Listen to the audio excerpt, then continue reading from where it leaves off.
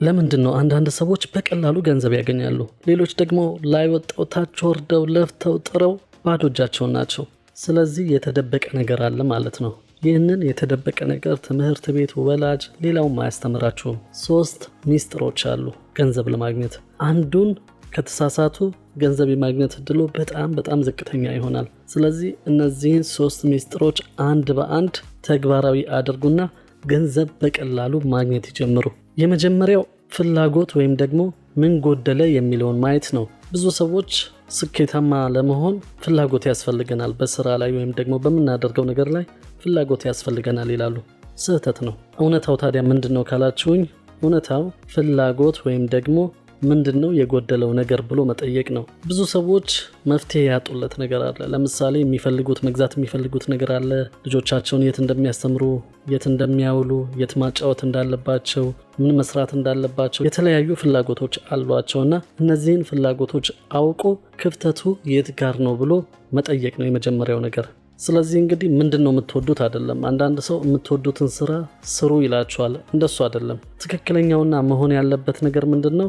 አካባቢያችን ላይ ምን ይፈልጋል የሚለውን ነገር በጥንቃቄ ማየት ያስፈልጋል። ክፍተቱን ይዩ፣ ምንድነው የሚፈልገው፣ ምንድነው የሚያዋጣው የሚለውን ነገር ማየትና ወደዛ መስመር መግባት ገንዘብ ለማግኘት ቀዳሚው ቁልፍ ነገር ነው። አንድ ምሳሌ እዚህ ጋር ባነሳ ደስ ይለኛል። ለምሳሌ የሆነ አካባቢ ላይ መኪና የለም። እርሶ መኪና የማጠብ ፍላጎት አሉት።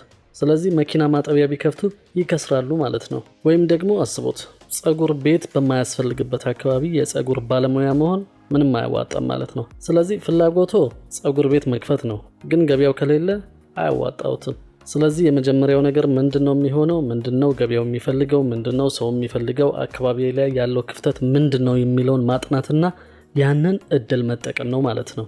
ቀጥለን ሁለተኛውን ሚስጥር እንመልከት። ሁለተኛው ሚስጥር ኤክሰለንስ ወይም ደግሞ ጥራት ያለው ነገር ማቅረብ ማለት ነው። ብዙ ሰው ርካሽ ነገር ማቅረብ ያዋጣል፣ ብዙ ትርፍ እናገኛለን፣ ብዙ ሸጠን ብዙ ነገር ሰርተን ብዙ ትርፍ እናገኛለን የሚሉ ነገሮች አሉ። ሊሆን ይችላል፣ ብዙ ሸጠው ብዙ ትርፍ ሊያገኙ ይችላሉ። ግን ትክክለኛው ነገር እሱ ነው ወይ? አይደለም። እንደውም አንዳንድ ጊዜ ርካሽ ነገሮች ገበያው ላይ እይታ አያገኙም። ብዙ የምናውቃቸው ነገሮች አሉ እኮ። ከስልክ አንጻር እንኳን ብናየው አንዱ ስልክ ከሌላው ስልክ ርካሽ ስለሆነ ብቻ የመሸጥ እድሉ ዝቅ የሚልበት ነገር አለ። ብዙ ሰው ስልክ ሲይዝ ወይም ስልክ ሲገዛ ውድ የሆኑ ስልኮችን ይዞ እሱን ማሳየት ነው የሚፈልገው። ሁላችንም እናውቃለን። ማንም ሰው ስለሌለው ርካሽ ነገር ሊገዛ ይችላል እንጂ ብር ሲያገኝ ጥራት ያለው ነገር ነው ለመግዛት ቅድሚያ የሚሰጠው። ስለዚህ ሁለተኛው ነገር ምንድነው? ዝቅተኛ ወይም ደግሞ ሂሳቡን ዝቅ ማድረግ ሳይሆን ጥራት ያለው ነገር ወይም ደግሞ የሚፈልገው ሰው እምነት የሚያሳድርበትን ነገር ማቅረብ ነው ውጤታማ የሚያደርገው ማለት ነው። ጥራት ያለው ነገር ደግሞ ካቀረቡ ምን ይሆናሉ?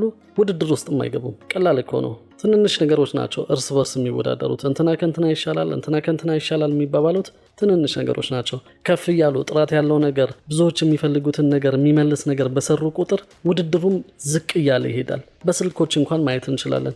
ብዙ ጊዜ እኮ ስልኮች የሚወዳደሩት ጥቂት ናቸው። እንትና ከእንትና ይሻላል ወይ ነው እንጂ ከአብዛኛው ከነዚህ ይሻላል ወይ ተብሎ ውድድር ውስጥ አይገባም። ጥቂት ናቸው። እናም በዛ መልኩ ውጤታማ መሆን ይችላሉ ማለት ነው። ሰዎች ከእርሶ እቃ አይደለም የሚገዙት። ለምሳሌ የሆነ ሰው መጥቶ ስልክ ሲገዛዎት ስልኩን አይደለም የሚገዛው፣ ብራንዱን ነው የሚገዛው። ያ ብራንድ ለኔ ይስማማኛል፣ ጥንካሬ ያለው፣ አንዳንድ ጊዜም ደግሞ ይሄ ስልክ አለው ወይ ተብሎ እንዲወራለትም መወራት ራሱ አንደኛው የጥራት ምልክት ተደርጎ ስለሚታሰብ ማለት ነው። ብዙ ጊዜ ማነሳው ጉዳይ አለ። ለምሳሌ መምህራን ደሞዛቸው ዝቅተኛ ነው፣ አሁን ደግሞ ሐኪሞች ደሞዛቸው ዝቅተኛ ነው ይባላል። ልክ ነው፣ ዝቅተኛ ሊሆን ይችላል ደሞዛቸው። ነገር ግን አንድ እውነት አለ፣ ሁላችንም ሊያስማማ ይችላል ብዬ የማስበው አንድ እውነት አለ። ለምሳሌ ኢትዮጵያ ውስጥ እኔ ማቃቸው እንኳን በዶላር የሚከፈላቸው በሺዎች የሚቆጠር ዶላር የሚከፈላቸው መምህራን አሉ። መምህራን ሲባል አብዛኛው መምህራን ገቢው ዝቅተኛ ነው፣ ግን በዶላር የሚከፈላቸው መምህራን ኢትዮጵያውያን መምህራን አሉ። እነዚህ መምህራን ምን አድርገው ነው? ጥራት ያለው ነገር በማቅረባቸው ነው። ከሌሎቹ መምህራን የተሻለ ነገር ለተማሪዎቻቸው፣ ለቤተሰቦቻቸው፣ ለትምህርት ቤቱ በማቅረባቸው የተሻለ ደሞዝ ይከፈላቸዋል። ያ ማለት ምንድነው? እንደ መደበኛ መምህራን ሳይሆኑ ራሳቸውን አብቅተው የተሻለ ነገር በማቅረብ ተማሪዎቻቸው ጋር ኮንፊደንስ በመፍጠር ተማሪዎቻቸውን በፈተና በማሳለፍ የሚቀጥሯቸው ሰዎች በእነሱ ላይ መተማመን እንዲኖራቸው በማድረግ የተሻለ ገቢ ማግኘት ይችላሉ።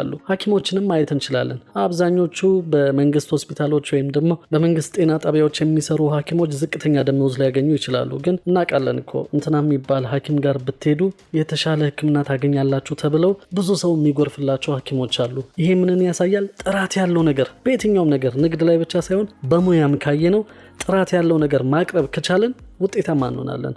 ጎበዝ ሐኪሞች እኮ የራሳቸውን ሐኪም ቤት፣ ሆስፒታል፣ ጤና ጣቢያ ከፍተው ውጤታማ እየሆኑ አይተናል። አብዛኛው ያን ያህል ፉክክር ውስጥ መግባት ያልቻለው ወይም ደግሞ ገና ጅምር ላይ ያለው እየተጎዳ ሊሆን ይችላል። ግን ጥራት ያለው ነገር ባቀረብን ቁጥር ውጤታማ የመሆን እድላችን ከፍ ያለ ነው። እስቲ በጽዳት ስራ እንኳን እንመልከተው። አንድ ሰው አነስተኛ ገቢ ያላቸው ቤተሰቦች ጋር ሄዶ የጽዳት ስራ ቢሰራ የሚያገኘው ገቢ አነስተኛ ነው የሚሆነው። ይሄው ሰው ግን ስራውን አስመስክሮ በጥራት ሰርቶ ጽድት አድርጎ ስራውን አጠናቆ በማስረከብ ስሙን ገንብቶ የተሻለ ስራ በመስራት ጥሩ ገቢ ያላቸው ቤተሰቦች ጋር መስራት ሲጀምር ደግሞ የተሻለ ገቢ ያገኛል ማለት ነው። ስለዚህ ተፎካካሪ መሆን፣ ስምን መገንባት፣ ጥራት ያለው ነገር ማቅረብ ሁለተኛው ገንዘብ የማግኛ ቁልፍ መሳሪያ ነው ማለት ነው። ሶስተኛው ደግሞ ከነዚህ ሁሉ የተለየ ነው። አለመተካት ወይም አይተኬነትን መፍጠር። በየትኛውም ስራ ላይ የማይተካ እሱ እኮ አይተካም፣ እሱ ቢሄድብኝ እኮ ምን ልሆን ነው የሚባል አይነት ደረጃ ላይ መድረስ ገቢ ያስገኛል። አሉ አንዳንድ ድርጅቶች ላይ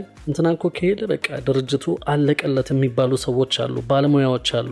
በዚህ ረገድ እርሶም ራሳችሁን የማይተካ ማድረግ መቻል አለባችሁ። ቡና ስታፈሉ እንኳን ቡና አፍልታችሁ ስታቀርቡ የእሷ ቡና እኮ ተብሎ የሚመጣባችሁ ሰዎች መሆን መቻል አለባችሁ። የጽዳት ስራ ስትሰሩ ጽዳታችሁ ጥርት ያለ አስተማማኝ ሁሉ የሚጨበጨብላችሁ ከሆነ ወይኔ እሱ ቢሄድብኝ ማን ነው የሚያጸዳልኝ የሚባል አይነት ሰው መሆን ከቻላችሁ እውነቴን ነው የምላችሁ ጥሩ ገቢ ታገኛላችሁ።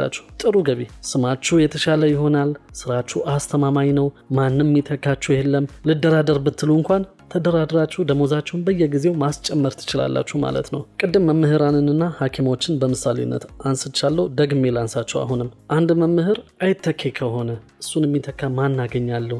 እንደሱ አይነት የሂሳብ መምህር የለም እኮ፣ እንደሱ አይነት የእንግሊዝኛ መምህር የለም እኮ፣ እንደሱ አይነት የጥርስ ሐኪም የለም እኮ የሚባሉ ባለሙያዎችን መፍጠር ከተቻለ በቀላሉ ገንዘብ ታገኛላችሁ ማለት ነው። ለምን?